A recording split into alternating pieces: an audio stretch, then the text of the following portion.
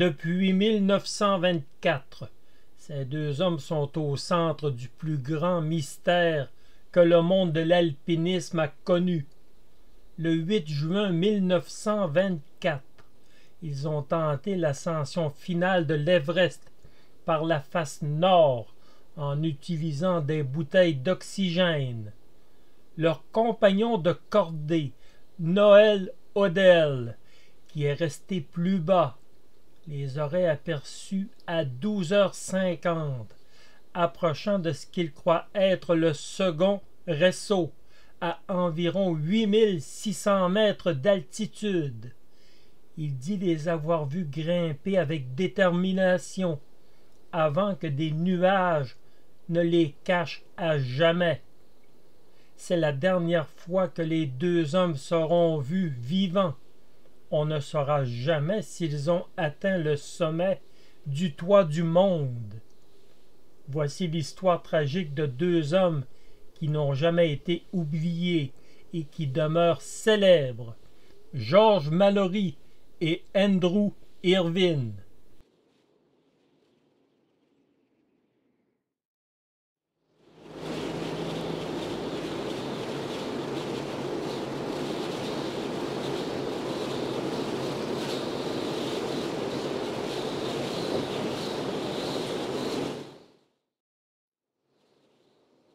George Mallory est né le 18 juin 1886 à Moberley, en Angleterre.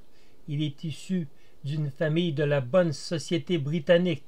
Son père était pasteur. Il a étudié au collège de Winchester, puis à Cambridge, au Magdalene College, où il s'est lié d'amitié avec de futurs intellectuels et artistes. Très sportif, il se passionna très tôt pour l'alpinisme. Dans les années 1900-1910, il enchaîne des ascensions dans les Alpes et gagne rapidement une réputation de grimpeur talentueux, audacieux et élégant dans sa gestuelle. Ses amis disaient qu'il avait une manière artistique de grimper. Dès 1909, et surtout dans les années 1910, il devient un habitué des grandes courses alpines, notamment dans les Alpes françaises et suisses. Il se distingue par une grande aisance technique en escalade rocheuse, ce qui était encore peu courant chez les Britanniques, souvent plus axés sur l'endurance que sur la pure escalade. Il utilisait beaucoup la souplesse et la confiance en ses prises, ce qui contrastait avec les méthodes plus lourdes des grimpeurs britanniques traditionnels. Un de ses amis dira plus tard que le voir grimper était un spectacle aussi beau qu'un ballet. Mallory s'entraînait dans les massifs techniques du Mont Blanc, où il affinait son style fluide et audacieux. À cette époque, il a réussi à gravir plusieurs sommets et parois difficiles, comme les aiguilles de Chamonix en France. Les aiguilles dents du requin et dents du crocodile, qui sont considérées comme très difficiles. Toujours à Chamonix, il est parvenu à dompter l'aiguille du Grépon, d'une hauteur de 3482 mètres. Cette aiguille était considérée comme l'une des ascensions les plus techniques de l'époque. Le Mont Blanc et d'autres sommets font également partie de ses accomplissements. Il a dompté plusieurs montées classiques, mais son intérêt se portait surtout sur les faces rocheuses et les itinéraires nouveaux. Mallory grimpait souvent avec des camarades de Cambridge, notamment Geoffrey Winthrop Young, grand alpiniste et écrivain, qui est devenu son mentor. Avec Young, il a appris l'esprit d'exploration et d'esthétique de la montagne, et non pas seulement la performance sportive. Jusqu'en 1914, Mallory passe régulièrement ses étés dans les Alpes, où il perfectionne sa technique. Cette période le prépare directement à l'alpinisme himalayen qui demande endurance, technique sur rocher et neige et une bonne gestion de cordée. La Première Guerre mondiale, entre 1914 et 1918, va mettre un terme à ses étés alpins. Mais après la guerre, son prestige et son expérience en font l'un des choix naturels pour les premières expéditions britanniques pour la conquête de l'Everest. Après la Première Guerre mondiale, l'Everest, alors situé au Tibet, devient l'objectif principal des Britanniques. Ils veulent être les premiers à vaincre ce troisième pôle. Mallory, déjà reconnu comme un grimpeur d'exception dans les Alpes, est naturellement sélectionné. En 1921, une expédition de reconnaissance est organisée. Elle est sous le commandement de Charles Kenneth Howard Bury, un colonel britannique, officier de l'armée et explorateur. Mallory, bien qu'alpiniste le plus expérimenté, n'était alors que l'un des membres de l'équipe, avec des rôles techniques et d'exploration. C'est la première expédition britannique à l'Everest. L'objectif est de cartographier et de trouver un itinéraire possible vers le sommet. Il est important de préciser qu'à cette époque, l'accès à l'Everest passait par le Tibet, car le Népal était fermé aux étrangers. Il fallait donc attaquer la montée par le versant nord. George Mallory, en 1921, a exploré toute cette zone et identifié l'itinéraire du col nord à 7020 mètres, puis l'arête nord-est comme la voie la plus logique pour atteindre le sommet. Il va emprunter cet itinéraire lors de ses montées en 1922 et en 1924. Mallory a joué un rôle clé. Il a participé à plusieurs explorations autour du glacier de Rongbuk, même si personne, lors de cette expédition, n'a tenté sérieusement de gravir le sommet. Son nom commence à s'associer à l'Everest. En mai 1922, c'est maintenant une expédition ambitieuse qui va tenter de s'attaquer au toit du monde. Le chef de l'expédition est Charles Bruce, un colonel, un alpiniste et un organisateur charismatique.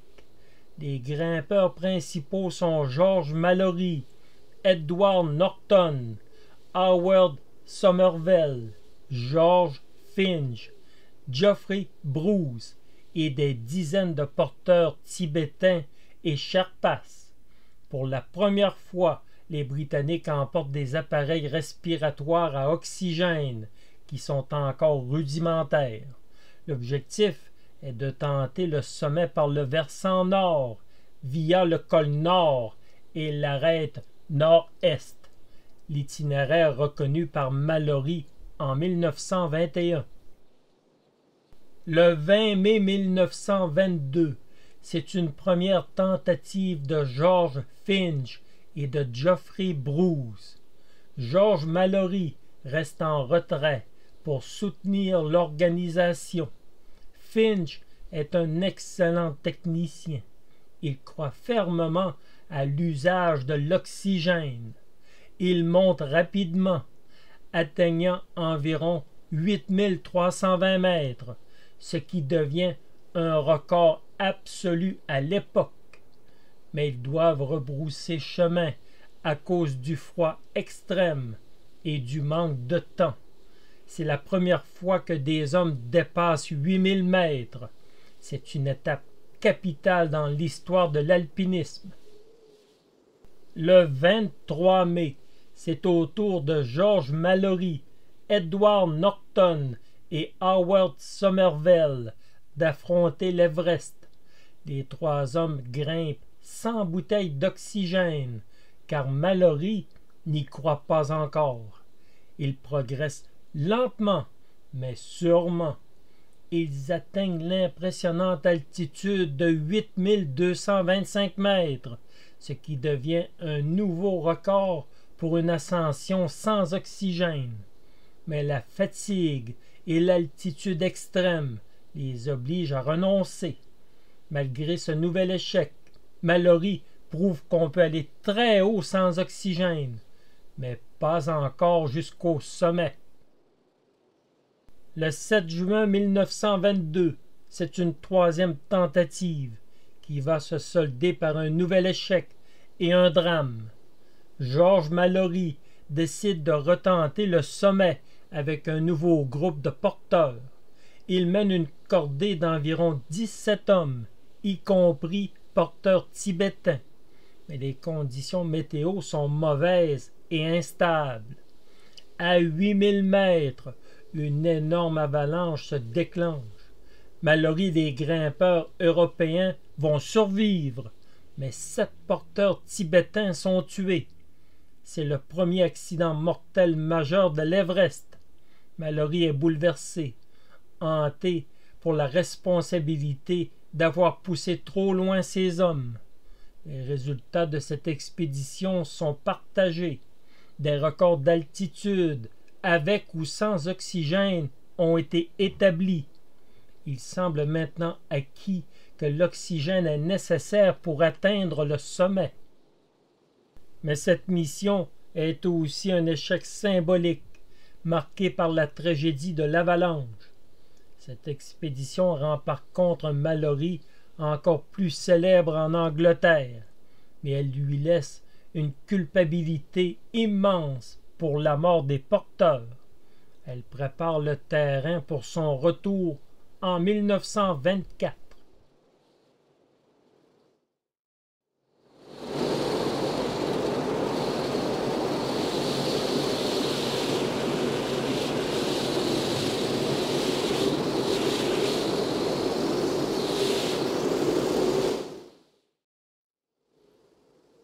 Andrew Irvine est né le 8 avril 1902 à Birkenhead, près de Liverpool en Angleterre. Il est issu d'une famille aisée et cultivée. Il a étudié à la Shrewsbury School, puis à Oxford, au Merton College, où il s'est intéressé à l'ingénierie et au sport. Excellent rameur, il a fait partie de l'équipe d'aviron d'Oxford. Irvine était avant tout un passionné de mécanique et d'ingénierie. Dès son adolescence, il bricolait et améliorait toutes sortes d'appareils. Lorsqu'il a rejoint l'expédition de 1924, il n'est pas choisi pour son expérience alpine, mais pour ses compétences techniques sur les appareils à oxygène. On disait de lui qu'il pouvait démonter et remonter un système d'oxygène les yeux fermés. Irvine était décrit comme intelligent, calme et volontaire, avec une grande humilité. Il était courageux et persévérant, mais restait discret, ce qui contrastait avec le charisme flamboyant de Mallory. Ses camarades le considéraient comme fiable dans les situations critiques. Au début des années 20, il participe à la vie sportive universitaire, notamment dans l'aviron. Il se passionne également pour les machines et la technologie alpine, bricolant des systèmes respiratoires, cordes et équipements. Il devient connu pour sa précision et sa capacité à réparer tout type d'appareil, un talent qui sera crucial pour l'Everest. Irvine n'était pas encore un alpiniste chevronné comme Mallory, mais il avait participé en 1923 à une expédition universitaire au Spitzberg, au Svalbard de Norvège. Il avait montré de l'endurance, de la force et surtout une débrouillardise technique. Malgré que son expérience était surtout technique et qu'il n'avait pas encore atteint des altitudes extrêmes, les organisateurs britanniques de l'Everest étaient convaincus qu'il serait un atout indispensable pour de futures expéditions. Après les expéditions de 1921 pour la reconnaissance et celle de 1922, les Britanniques voulaient absolument être les premiers à atteindre le sommet. La presse et le public attendaient beaucoup. L'Everest devenait le défi national britannique. L'objectif était de grimper le versant nord du Tibet avec des innovations techniques comme les appareils d'oxygène. La Royal Geographical Society et l'Alpine Club britannique coordonnaient l'expédition. La sélection des membres s'est faite sur la base de l'expérience alpine et himalayenne. Les choix principaux se sont portés sur George Mallory, déjà célèbre et reconnu comme l'un des meilleurs grimpeurs britanniques, Howard Somervell, médecin, chirurgien et alpiniste, Edward Norton, officier britannique et alpiniste expérimenté, célèbre pour ses exploits en altitude sans oxygène, et Andrew Irvine, qui est choisi pour ses compétences techniques. D'autres alpinistes expérimentés font partie du groupe. George Finch, ingénieur et alpiniste australien, lui aussi spécialiste de l'oxygène. Noel Odell, géologue et alpiniste britannique, et Geoffrey Bruce, officier britannique et alpiniste, membre clé des premières expéditions sur l'Everest. La logistique de cette importante expédition est énorme.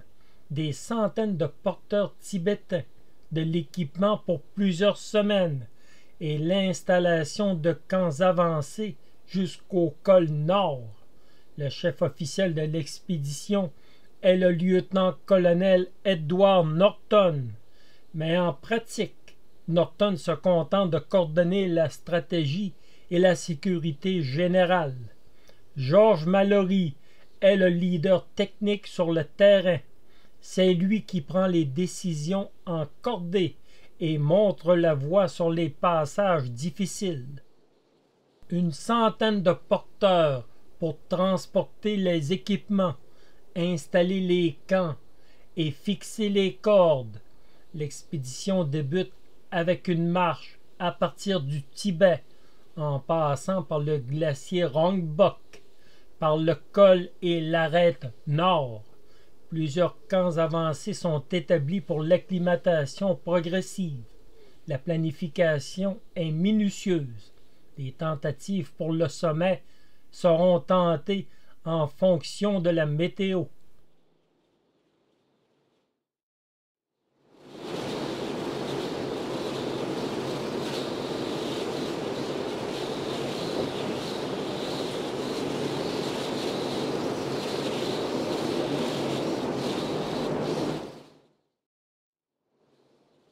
Le 8 juin 1924 passera à l'histoire pour l'un des événements les plus mystérieux de l'histoire de l'alpinisme.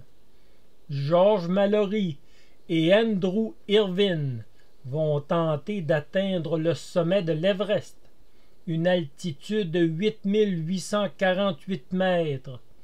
Andrew Irvine n'a que 22 ans lorsqu'il est sélectionné. Son rôle principal est de s'occuper des systèmes à oxygène, très capricieux et très lourds pour l'époque. George Mallory, impressionné par ses compétences et son énergie, le choisit comme compagnon pour la tentative finale vers le sommet. Cette décision surprend les autres membres.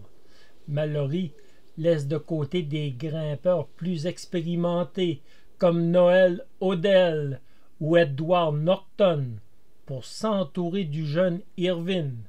Mais Mallory voulait à ses côtés un partenaire solide, fiable et surtout capable de gérer l'oxygène.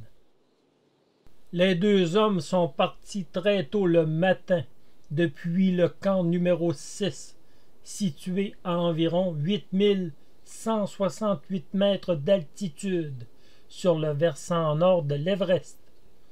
Ils tentent d'être les premiers hommes à atteindre le sommet, avec un objectif secondaire. Placer sur le sommet une photo de l'épouse de Mallory. Les conditions ne sont pas idéales. Les températures sont extrêmement basses. Les vents violents. Il neige. Il y a de la glace sur l'arête. Mallory, en leader expérimenté, guide la progression sur l'arête étroite et exposée. Irvine porte les bouteilles d'oxygène, très lourdes, et veille à leur fonctionnement. Ils progressent. Leur route passe par le col nord, un passage clé, exposé, mais relativement plat. Puis, c'est l'arête nord-est, une montée raide, glacée, avec des corniches et des pentes abruptes. Le premier ressaut, le premier step, se trouve à environ 8500 mètres. C'est une escalade mixte avec de la glace et des rochers. Puis, c'est le second ressaut, le second step, à 8610 mètres, une zone critique, difficile techniquement, encore plus périlleuse avec l'équipement de 1924. Noël Odell, un autre membre de l'expédition, les aperçoit pour la dernière fois vers 12h50, progressant vers le second ressaut, avant qu'un nuage ne les masque à jamais. Odell aurait vu les deux hommes à une altitude d'environ 8570 mètres. Depuis le camp numéro 5, à environ 7700 mètres, Odell scrutait la paroi nord avec des jumelles. Il a aperçu Mallory et Irvine juste sous le deuxième step, l'un des passages les plus difficiles de l'arête nord-est. Il a décrit avoir vu deux petites silhouettes franchissant un ressaut rocheux avec détermination avant que les nuages ne les engloutissent définitivement. Mallory et Irvine se trouvaient à seulement 280 mètres du sommet. On ne les a jamais revus. Après cette observation, aucune trace d'eux ne sera retrouvée pendant de longues années. À partir de ce moment, diverses hypothèses ont été discutées pour expliquer leur disparition. À l'époque, on a pensé qu'ils avaient peut-être atteint le sommet, mais qu'ils étaient décédés lors de la descente, dû à un épuisement, au froid et à une chute. Dans cette éventualité, Mallory et Irvine auraient été les premiers hommes sur l'Everest, 29 ans avant Edmund Hillary et Tenzing Norgay en 1953. Mais sans preuve concrète, l'histoire continue d'attribuer la première ascension réussie à Hillary et Norgay. Selon plusieurs alpinistes modernes, le second ressaut à 8610 mètres était probablement trop difficile avec l'équipement de 1924. Ils auraient probablement raté l'escalade du second ressaut et ils auraient péri avant d'atteindre le sommet. L'absence de leur retour a conduit à une recherche de plusieurs semaines, mais infructueuse à l'époque. Le mystère demeurait entier.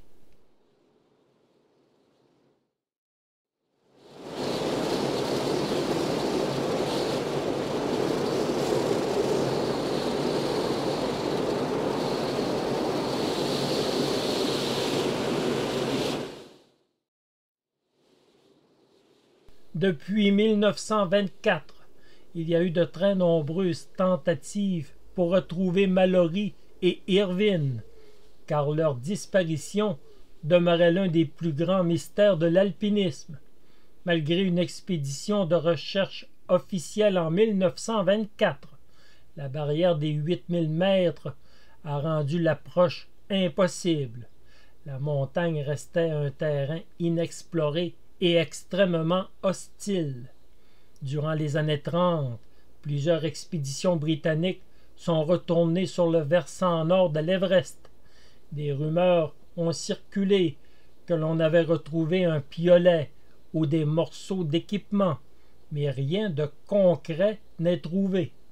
En 1936, une expédition britannique mène des recherches plus sérieuses, mais se heurte à des difficultés logistiques et techniques. Les recherches restaient désorganisées et trop limitées pour la technologie de l'époque. Durant les années 60, des alpinistes chinois disaient avoir aperçu un corps haut sur la montagne, mais les témoignages demeuraient flous. Les spéculations sont relancées, mais aucune preuve n'est apportée. Elles ont par contre jeté les bases des recherches futures. L'intérêt pour leur disparition est relancé, notamment avec la montée en puissance des expéditions chinoises et des équipes internationales qui tentent d'explorer de plus en plus haut sur l'Everest. Cette période voit des tentatives de retrouver des indices sur la face nord du Tibet, où Mallory et Irvine ont disparu, mais les recherches sont frustrées par la difficulté d'accès et les conditions climatiques extrêmes. La République populaire de Chine a mené plusieurs expéditions sur l'Everest à partir des années 1950, dans le but de cartographier et d'explorer la montagne par le versant nord, par le Tibet.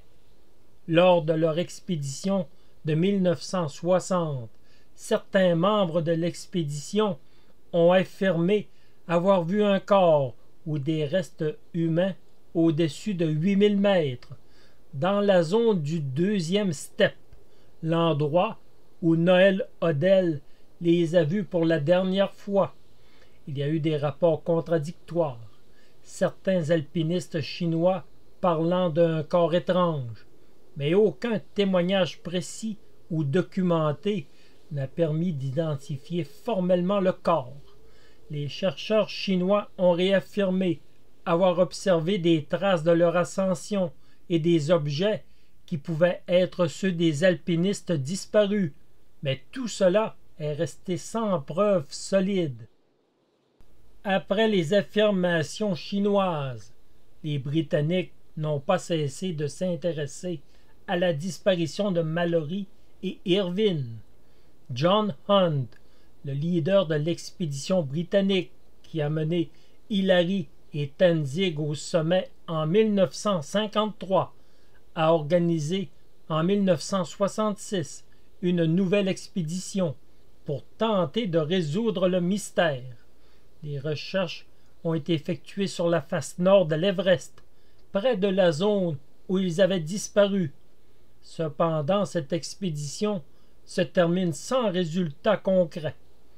Les recherches dans les années 60, même si elles n'ont pas permis de résoudre le mystère, ont eu un impact majeur sur les recherches suivantes. Elles ont renforcé la nécessité d'expéditions plus hautes et mieux équipées, avec utilisation de nouvelles technologies, comme les hélicoptères et les détecteurs de métaux. Ces tentatives ont pavé la voie pour des recherches plus poussées dans les années 1980, 90 et au-delà. Durant les années 70 et 80, plusieurs historiens et alpinistes se sont lancés dans des recherches basées sur des archives, des cartes et des témoignages pour tenter de localiser précisément la zone où Mallory et Irvine avaient disparu. Mais les explorations restaient difficiles, car la zone est située à une altitude où le manque d'oxygène devient un facteur limitant et les équipements de l'époque étaient loin d'être aussi efficaces que ceux disponibles dans les années modernes. À l'époque, la montagne restait toujours aussi dangereuse et l'équipement restait limité. Les expéditions ont échoué à atteindre des altitudes suffisantes pour effectuer des recherches approfondies. En 1999, une expédition menée par des alpinistes et chercheurs américains, l'expédition Research, se lance dans une recherche ciblée. Le corps de George Mallory est retrouvé à environ 8155 mètres d'altitude sur la face nord de l'Everest. Il est découvert par David Sharp, un alpiniste ayant participé à cette expédition. Le corps est momifié, presque intact, grâce aux conditions de froid extrêmes. Une lettre d'amour de Mallory à sa femme, une montre et un altimètre sont retrouvés sur lui, mais aucune trace de la photo de sa femme qu'il avait promis de déposer au sommet. Il a des blessures compatibles avec une chute importante, mais les circonstances précises de sa mort ne sont pas claires. Ce corps ne permet pas de résoudre le mystère. Mallory n'a pas de preuve directe qu'il a atteint le sommet, mais la recherche est maintenant focalisée sur la possibilité qu'il l'a fait. Les restes d'Andrew Irvine n'ont jamais été retrouvés avec certitude jusqu'à aujourd'hui. Il existe des indices persistants qui continuent d'alimenter les spéculations sur sa disparition. Malgré la découverte du corps de Mallory, les chercheurs ont continué à chercher Irvine sur les pentes de l'Everest, notamment autour de la zone où Noel Odell les avait vus pour la dernière fois. Irvine a été vu. Il se trouvait près du second step, à environ 8570 mètres. Après cela, il n'a jamais été revu, ce qui a entretenu l'idée que son corps pouvait être quelque part au-dessus de cette zone ou enfoui sous la neige et la glace. L'élément central dans les recherches d'Irvine est sa caméra Kodak qu'il emportait avec lui. La caméra aurait été un élément clé pour prouver s'ils avaient atteint le sommet ou non. Certaines théories suggèrent que si la caméra est retrouvée, elle pourrait contenir des photos qui pourraient répondre à la question: ont-ils réussi à atteindre le sommet avant de mourir? En 2010, des chercheurs ont exploré les zones autour du deuxième step, où ils pensaient que la caméra pourrait être enterrée sous la neige, mais aucune caméra n'a été retrouvée. Bien que les recherches intensifiées depuis 1999 ont permis de mieux comprendre la géographie de l'Everest, notamment avec l'avancement de la technologie comme l'utilisation de drones ou de caméras thermiques, les recherches sur le versant nord du Tibet n'ont pas permis de retrouver Irvine. En 2001 et 2002, des équipes chinoises et internationales ont de nouveau fouillé la zone autour du second step et de l'endroit où Mallory avait été retrouvé, mais Irvine semble toujours être introuvable. Le manque d'indications claires concernant la localisation exacte de son corps continue d'être un problème majeur. Il se pourrait qu'il soit enfoui sous des couches de neige ou qu'il ait glissé dans une crevasse. Plusieurs tentatives récentes, y compris en 2010 et 2019, ont cherché à explorer la zone au-dessus de 8500 mètres, mais la profondeur de la neige et les conditions extrêmes rendent ces recherches particulièrement compliquées. En 2024, une équipe du National Geographic, dirigé par Jimmy Chin, aurait trouvé ce que l'on croit être les restes d'Irvine. L'endroit n'a pas été divulgué, mais ces restes reposaient à une altitude d'au moins 2000 mètres plus basse que l'endroit où Mallory a été retrouvé. Aucune caméra n'aurait été trouvée. Cette nouvelle information est à prendre avec du recul. Rien n'est prouvé. L'endroit où repose Andrew Irvine demeure un mystère.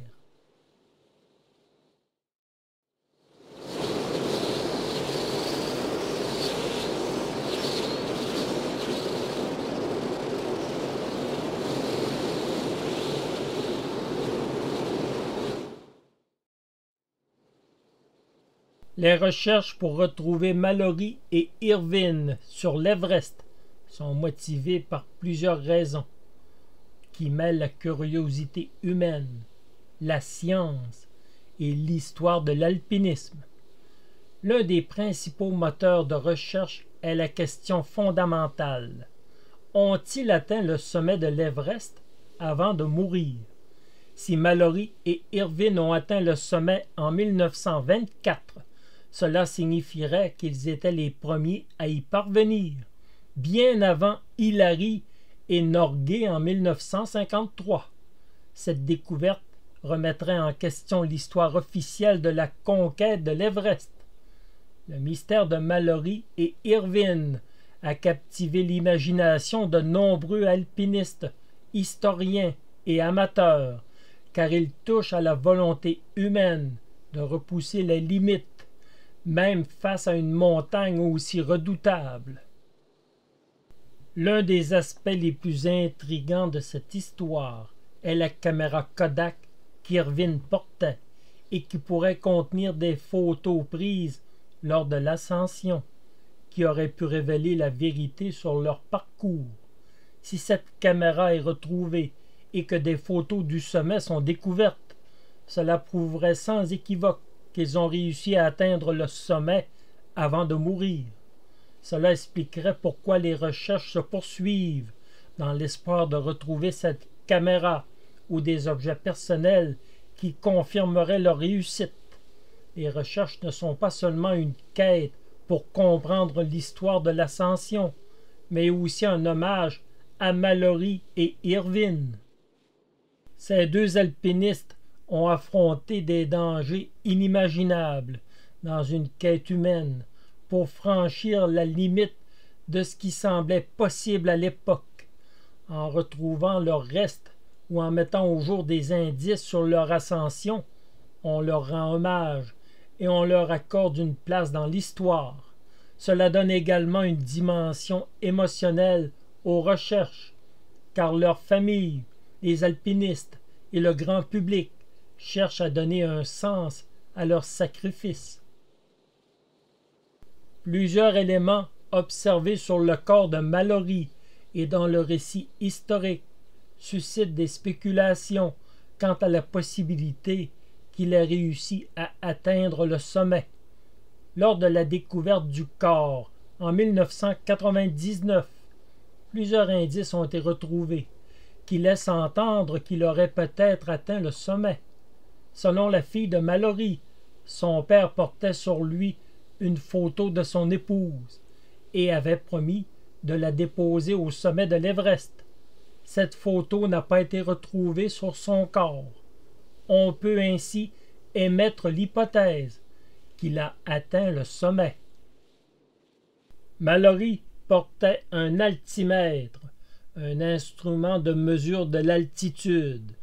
Lorsque les enquêteurs ont examiné l'altimètre, celui-ci indiquait un chiffre très proche de l'altitude du sommet, mais pas exactement le sommet, soit environ 8848 mètres. Certains experts estiment que la lecture de l'altimètre de Mallory suggère que son équipe a atteint une altitude entre 8700 et 8800 mètres, soit à proximité du sommet. Cette donnée soutient l'idée que l'ascension a été couronnée de succès, mais qu'une chute fatale les a empêchés de faire un retour victorieux. Les blessures de Mallory sont compatibles avec une chute. Il semblait avoir chuté et s'être blessé sur le côté gauche, ce qui suggère qu'il aurait peut-être franchi le sommet avant de descendre, ou tenté de redescendre lorsqu'il a perdu l'équilibre. Cette théorie repose sur la nature des blessures et la présence de son corps à cette altitude, un endroit relativement éloigné de l'itinéraire de descente. Malgré les indices retrouvés sur le corps de Mallory et les témoignages historiques, il manque encore des preuves irréfutables, notamment la caméra de Irvine, qui pourrait contenir la preuve photographique du sommet. La question de savoir s'ils ont atteint le sommet avant de mourir reste un mystère fascinant et une quête sans fin pour les passionnés d'histoire et d'alpinisme. Si cette caméra est retrouvée un jour, ou si de nouveaux indices surgissent concernant Irvine et Mallory, cela pourrait résoudre une fois pour toutes cette énigme qui persiste depuis près de 100 ans. George Mallory et Andrew Irvine demeurent des figures emblématiques de l'histoire de l'alpinisme. Ils sont des pionniers qui ont ouvert la voie à ceux qui ont suivi. Leur histoire est un témoignage puissant de la quête humaine, de dépassement, à une époque où l'alpinisme était encore largement inexploité et où les dangers étaient considérables. Leur tentative représente l'esprit d'aventure pur et l'incertitude du succès. Leur perte a inspiré des générations d'alpinistes à continuer d'explorer les cimes les plus extrêmes, et leur quête de gloire et de connaissance continue d'être célébrée aujourd'hui. Hommage à deux grands explorateurs, George Mallory et Andrew Irvine.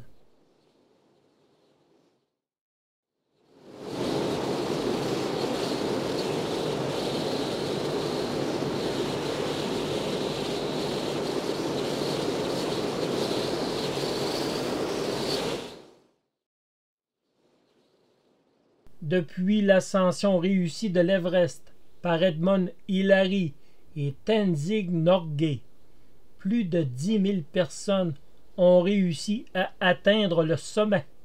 Si l'ascension de l'Everest reste un défi immense, elle est devenue beaucoup plus accessible qu'auparavant grâce à plusieurs facteurs. Aujourd'hui, les alpinistes disposent de matériel de haute technologie pour les aider à faire face aux conditions extrêmes, y compris des vêtements isolants, plus performants, des oxygénateurs portables et des cordes plus solides. De nombreux alpinistes utilisent des réservoirs d'oxygène supplémentaires, ce qui augmente significativement leurs chances de succès. Auparavant, cette option n'était pas disponible ou largement utilisée. L'accompagnement par des porteurs expérimentés qui connaissent parfaitement la montagne est maintenant une partie essentielle de toute expédition. Ces guides locaux sont particulièrement précieux pour les alpinistes, car ils connaissent les routes et peuvent gérer les risques de manière plus efficace. Les alpinistes modernes ont l'avantage d'avoir accès aux expériences des générations précédentes, les connaissances sur la gestion de l'acclimatation, les techniques d'escalade et la prévention des maladies liées à l'altitude sont largement partagées et transmises. Les méthodes de préparation ont été raffinées au fil des ans avec des programmes d'entraînement spécifiques et des acclimatations plus longues, ce qui rend l'ascension plus sûre et plus prévisible. L'utilisation de la météorologie avancée permet de planifier les ascensions de manière plus stratégique. Les alpinistes peuvent maintenant choisir des fenêtres de temps plus favorables, ce qui améliore considérablement leurs chances d'atteindre le sommet. Les satellites, les radars et autres technologies modernes offrent des prévisions plus précises concernant le vent, les températures et les conditions météo, ce qui permet de mieux se préparer aux conditions extrêmes. Mallory et Irvine ont entrepris leur ascension de l'Everest dans des conditions extrêmement difficiles, avec un équipement rudimentaire et des techniques de montagne qui étaient loin d'être aussi avancées que celles dont disposent les alpinistes d'aujourd'hui. Le matériel de grimpe de l'époque consistait principalement en des cordes de chanvre et des pitons métalliques qui étaient bien moins fiables et résistants que les cordes dynamiques modernes en nylon. Mallory et Irvine ont grimpé sans réservoir d'oxygène supplémentaire, un outil fondamental aujourd'hui pour aider à compenser la faible quantité d'oxygène dans l'air à des altitudes élevées. Ils portaient des vêtements faits de laine et de cachemire. Ils étaient mal équipés contre le froid extrême de l'Everest. Aujourd'hui, les alpinistes ont des vêtements isolants et résistants à l'eau, faits de matériaux synthétiques comme le Gore-Tex et la doudoune en duvet. Ce que Mallory et Irvine ont réussi à accomplir avec un matériel de base et des moyens primitifs relève de l'exploit exceptionnel. Leur ascension se faisait sans l'usage de la protection moderne que l'on retrouve aujourd'hui sur les parois rocheuses, comme les mousquetons, les dégaines ou les ancrages solides, ce qui rend leur tentative encore plus impressionnante, c'est que Mallory et Irvine n'avaient rien pour les aider. Ils ont grimpé à l'aveuglette avec une technologie désuète et ont sacrifié leur vie pour une quête de gloire inachevée. En les comparant aux alpinistes modernes, leur exploit reste un acte héroïque et symbolique. L'ascension de l'Everest est devenue plus accessible aujourd'hui, mais cela ne retire rien à l'immensité de leur courage et à l'héritage qu'ils ont laissé pour les générations d'alpinistes qui les ont suivis.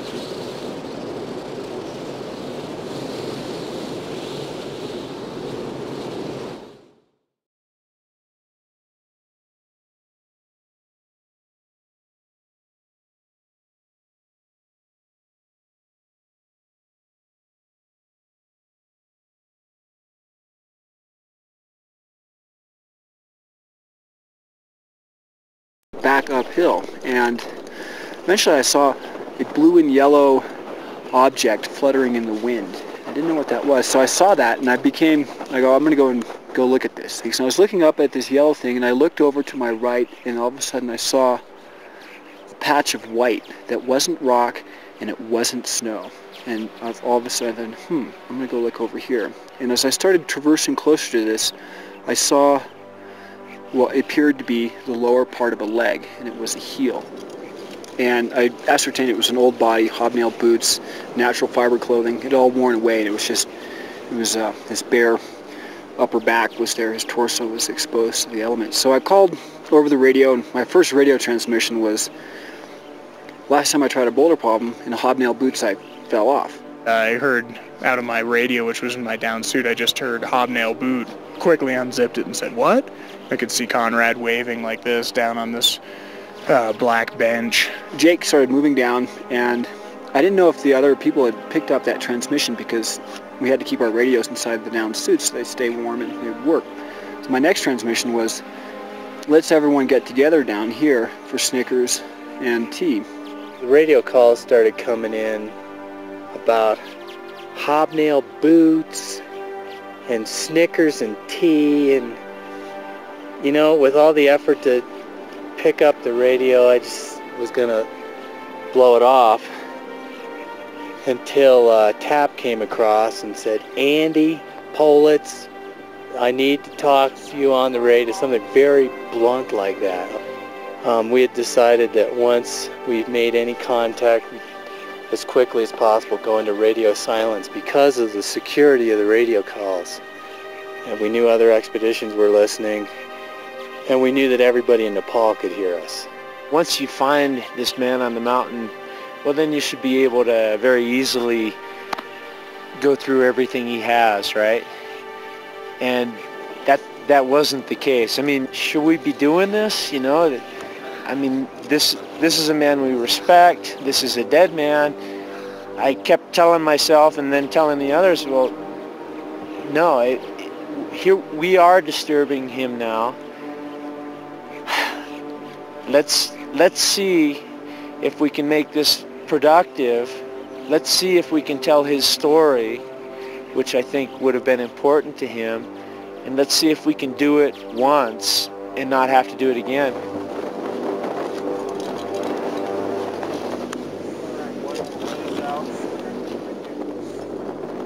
His body appears to be mummified. There's rope around his waist. Oh, still some socks. You can see a boot. Second boot appears to be on his foot. You can see the metal caulks bottom of his boot. And that boot, that leg, is angulated fracture, so first guess is that he took a fall. Again, you can see rope around his body. Okay, over on this side you can see his layers, his wool sweater, long underwear, cotton. So you got a cut here. This was here before he started. Thumb split just exactly where mine is. Okay, these are the collar. Here, commit. Here, wait, this is George Mallory. Really? George Mallory. Oh my God. Oh my God. See that? George Mallory. Oh my God. We expected that this was Andrew.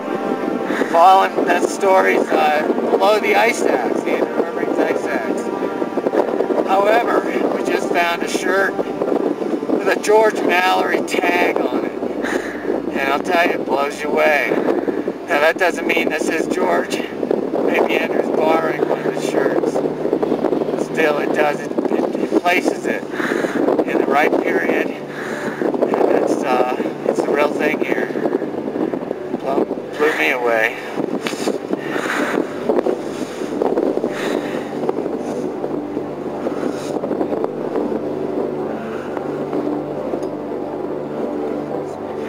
burying George Mallory. We didn't find the camera. We looked fairly hard.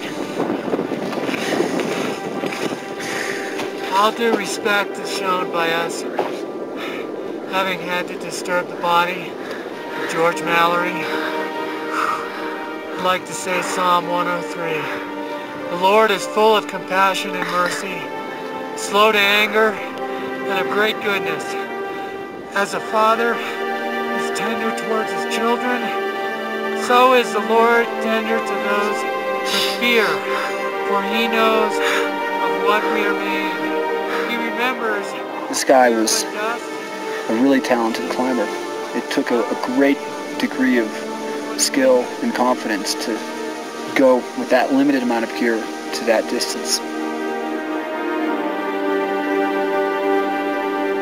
What Mallory did and Irvine presumably did was just phenomenal. You could sense something of his determination. I could. And I found myself coming away from it thinking, well, maybe he did summit.